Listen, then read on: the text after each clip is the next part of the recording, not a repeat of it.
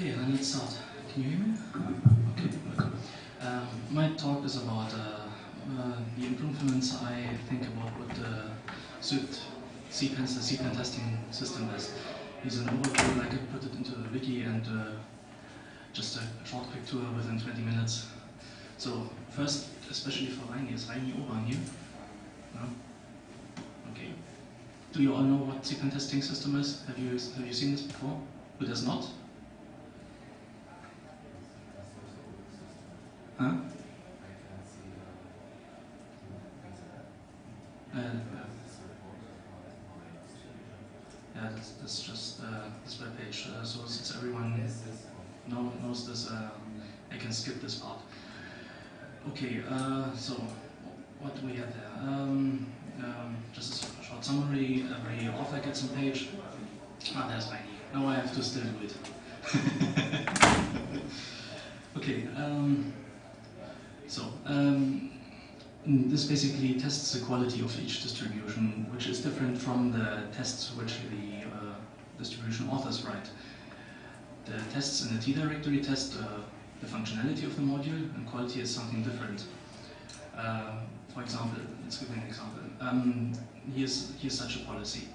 It tests whether, checks whether the distribution has a meta-YAML file.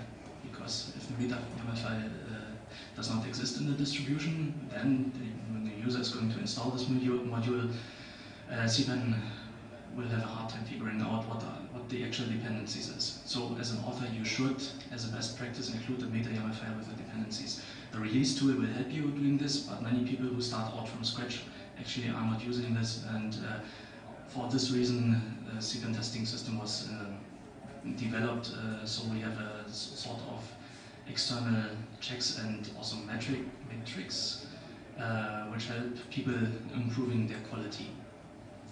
So here's an example of an author page where you can see the number of distributions which the author has published on CPAN, and here which of the quality metrics are met or which are skipped or even not met. And here a graph of a single distribution, and also the CPAN testing is game because competition is human psychology, where you can find out how much of a distribution of an author is scoring. 100% means all standard quality metrics are met or fulfilled. Okay, and also statistics and so on and so on. All this on this webpage, cpans.perl.org. So you can also download the raw data in an archived file, or even as a ORDB, which is a small wrapper around SQLite, accessible for the data. Okay, this is how CPANTS looks like. This is split into 3 modules. Analyze does all the hard work. You can download this distribution and also check your code offline before you're uploading it. Process CPAN is something like goes over just does all the analyzing over a couple of modules which were published. Inside is the end result, which you can see, which creates the static files for the web page.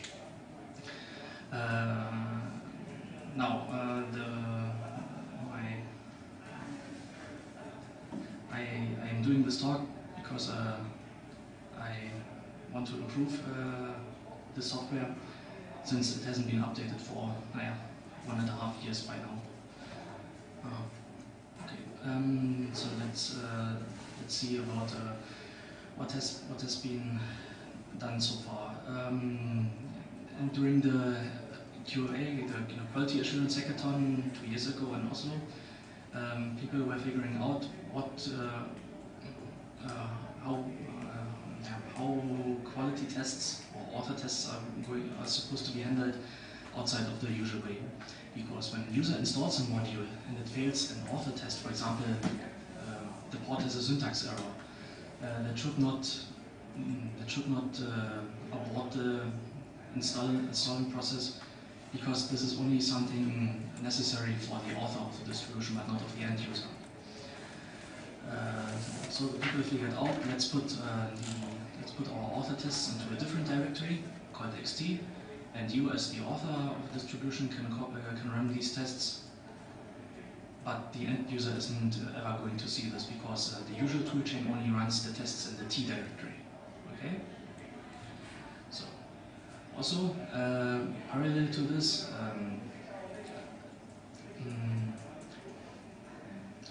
sorry, I'm a bit tired. People standardized on these two environment variables, which basically do the same thing. So you can keep your tests in the T directory, but they are only used when certain environment variables are set. Toolchain respects this.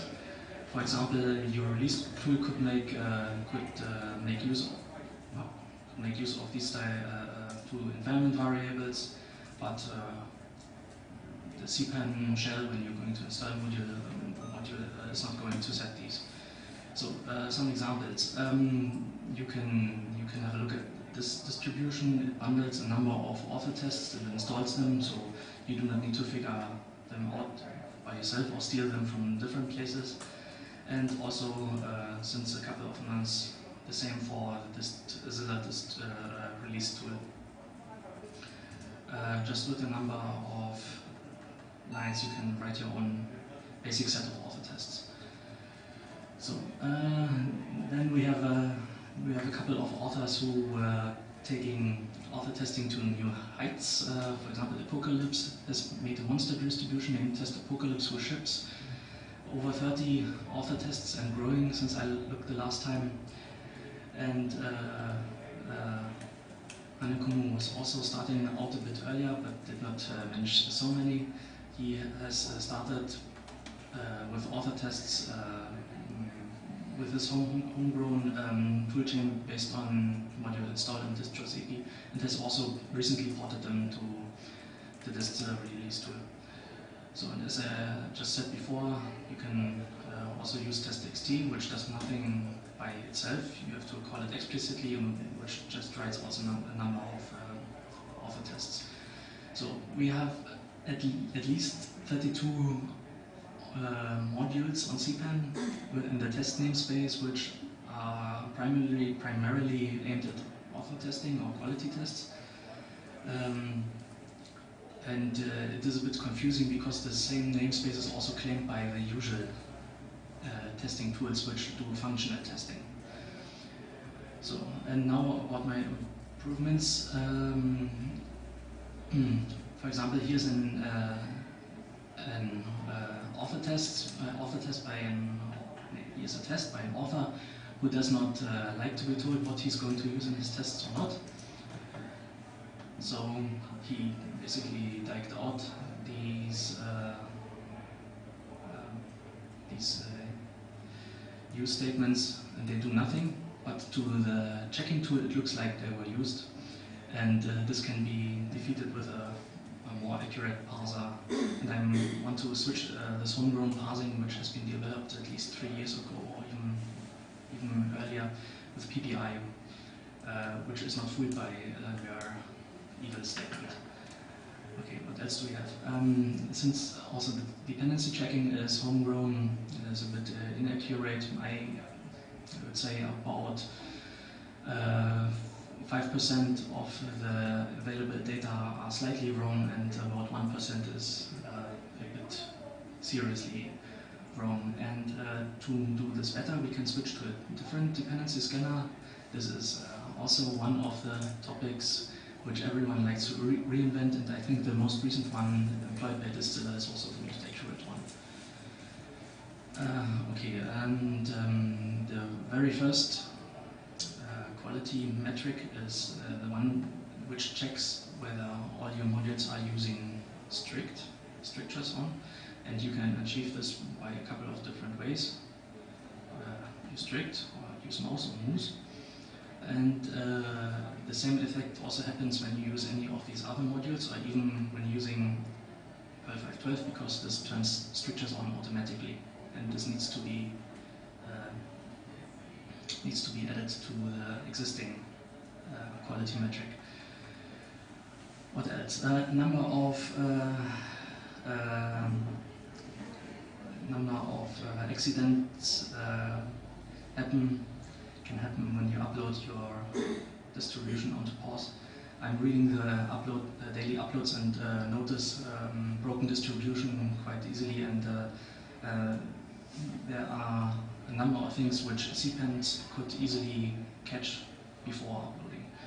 For example, when you release your distribution with any world writable files, pause will reject this and make you rename the module, and I think a couple of you would have already seen these sort of extra files lying around.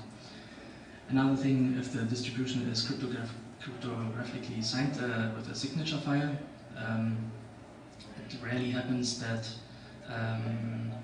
people create first the signature and then again create the meta YAML file, and then it will not match anymore. And this should also be called. So, okay, I think I'm running out of time. I'm skipping the rest of this page. This CPANTS runs on our Vienna PM web server whenever Dom likes it, and he does not like it anymore very much. So we get only occasional runs, and this should be run regularly. I would say, yeah, at least daily if we can manage all of the mini CPAN every day. Then I plan to make available the data not only as a SQLite database, but also as a web service, so you can query single data points. And if you have seen the graphs before, they are all bitmaps and do not scale very well, and they also look quite ugly, so that should be switched to a scalable graphics. Here a code example. Most parts of Analyze are just these sort of hashes with an anonymous subroutine which checks whether something happens or not, returns 1 or 0, and this model fits quite well to the usual pass-fail or skip model introduced by TAP and TestMore. So we can embed TAP. This is a good idea, and Chromatics module test quality already does this, but I think that should be merged into the core, because TAP is a standard format, and then we could use the rest of the TAP toolchain, for example, adding some additional output which looks like this. Have you seen this before? Or perhaps Smolder, which has a, you can pass TAP output to this software, and it does a sort of individual output for tests, and you can click on it and then you say, why was it wrong, and you get the details. That's very nice. That would be an additional, would be a welcome addition to this. So all this stuff I haven't even started yet. I'm just talking about it. Talk is cheap, and I have also many other projects on my plate. But at least I thought about it. I already contributed a patch to CPANTS a year ago, so I know the internals very well. If this inspires you to work with me on it, then you can chat with me almost every day on PerlQA, on the usual place, and have a look at the code which is available on GitHub. So, I'm at the end. Any questions?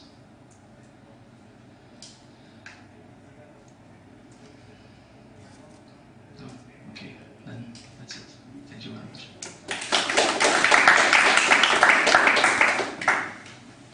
One question. What's up with your name? What's with my name? My browser completely failed to render it when I was taking out schedule. Yes.